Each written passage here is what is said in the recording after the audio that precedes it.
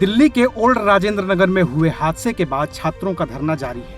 वो अपने मृतक साथियों के लिए मुआवजे की मांग पर अड़े हुए हैं और इसके साथ ही उनकी मांग है कि विकास दिव्यकीर्ति और अवध ओझा जैसे शिक्षक भी उन छात्रों के समर्थन में उतरे। इस हादसे के बाद एमसीडी के एक्शन की जद में विकास दिव्यकीर्ति का संस्थान दृष्टि आईएएस भी आ गया है और एमसीडी ने उस पर भी तालाबंदी कर दी है। इसके बाद विकास दिव्यकीर्ति का भी बयान सामने आ गया है, जिसे एक प्रेस रिलीज की शक्ल में विकास दिव्यकीर्ति के सिग्नेचर से दृष्टि संस्थान की ओर से जारी किया गया है।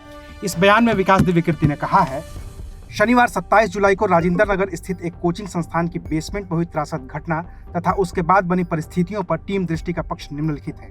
हमें खेद है कि हमने अपना पक्ष रखने में देरी की। वस्तुतः हम नहीं चाहते थे कि अधूरी जानकारी के आधार पर कुछ कहें।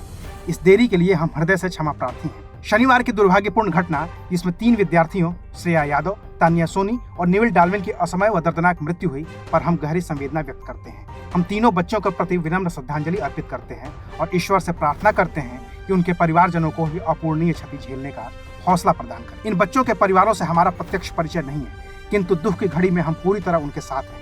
यदि हम किसी भी तरह उनके लिए कुछ कर सकेंगे तो कृतज्ञता महसूस करेंगे। इस दुर्घटना को लेकर विद्यार्थियों में जो रोष दिख रहा है वह पूरी तरह न्याय संगत है।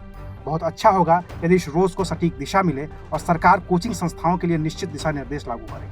इस संबंध में हम सरकार के साथ सक्रिय सहयोग करने को तत्पर हैं। कोचिंग संस्थानों से जुड़ी यह समस्या ऊपर से जितनी सरल दिखती है उतनी है नहीं। इसके कई पक्ष हैं जिनके तार कानूनों की अस्पष्टता और अंतर्विरोध से जुड़ते हैं। डीडीए, एमसीडी तथा दिल्ली फायर डिपार्टमेंट के नियमों में असंगति है। इसी तरह Delhi master plan 2021, national building code, Delhi fire rules और यूनिफाइड बिल्डिंग बाईलॉज के प्रावधानों में भी काफी अंतर्विरोध है। दिल्ली मास्टर प्लान 2021 को छोड़कर किसी भी दस्तावेज में कोचिंग संस्थानों के लिए स्पष्ट प्रावधान नहीं दिए गए हैं। आशा है कि केंद्रीय गृह मंत्रालय द्वारा नियुक्त समिति जब 1 माह में अपनी रिपोर्ट प्रस्तुत करेगी तो उसमें ऊपर लिखे अधिकांश बिंदुओं का समाधान मिल सकेगा। हम पूरे विश्वास के साथ कह सकते हैं कि टीम दृष्टि विद्यार्थियों की सुरक्षा को लेकर अत्यधिक सतर्क रहती है। वर्तमान में हमारी मैनेजमेंट में फायर एंड सेफ्टी ऑफिसर का विशेष पद है, जिस पर कार्यरत अधिकारी national fire service college Nagpur से पढ़े हुए हैं और बड़े अस्पतालों और मॉल्स में 14 वर्षों तक यही कार्य कर चुके हैं। वे प्रत्येक भवन का नियमित रूप से सेफ्टी ऑडिट करते हैं। इसके अतिरिक्त प्रत्येक भवन के लिए एक अधिकारी की जिम्मेदारी होती है कि वह रोज सुरक्षा के 16 बिंदुओं को चेक करे और इसकी सूचना बिल्डिंग मेंटेनेंस ग्रुप पर अपडेट करे।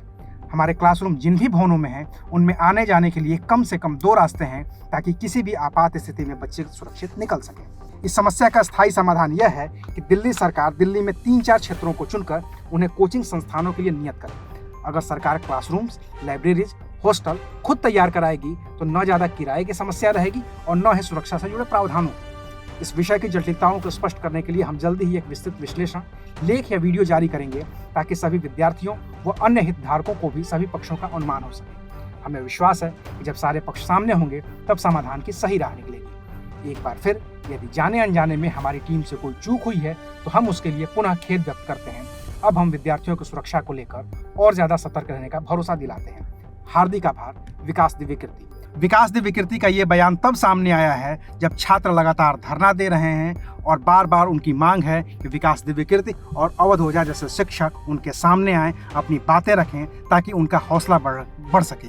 इस बीच छात्रों ने कई जगहों पर विकास दिव्यकीर्ति के गायब होने के भी पोस्टर लगा दिए हैं, लापता होने के पोस्टर लगा दिए हैं और इनके बीच जब दृष्टि आईएएस पर तालाबंदी हो गई है तो विकास दिव्यकीर्ति का 2 पन्नों का ये बयान सामने आया है, जो हमने अभी आपको दिखाया है।